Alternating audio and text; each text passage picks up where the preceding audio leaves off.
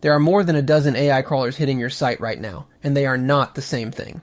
Some train models on your content, some index you so you can be cited in AI search, some fetch a page the moment a user asks about you. Block them all and you vanish from AI answers. Allow them all and you hand over your work for training.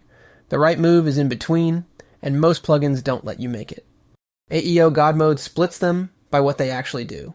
Training crawlers, GPT-Bot, Google Extended, Claude-Bot, Common Crawl, ByteSpider. They feed model training. Search crawlers, OAI-SearchBot, Perplexity-Bot, Claude-SearchBot. These decide whether you show up in AI search results, and user crawlers, ChatGPT user, Perplexity user, Claude user, which fetch a page live when someone asks. Different jobs, different decisions. So the sensible setup is simple. Allow the search and user crawlers, because that's how you get cited and quoted. Then decide for yourself on training. Open if exposure is the goal, closed if you'd rather not feed the models for free.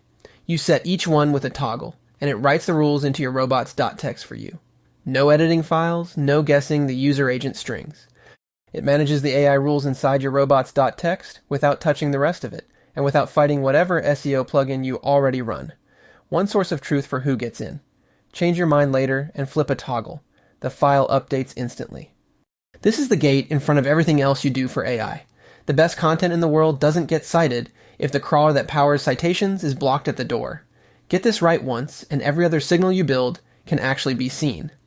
AI crawler control is free in AEO God Mode. Search AEO God Mode under Add New Plugins, install it, and set who can train on you and who can cite you in a couple of clicks.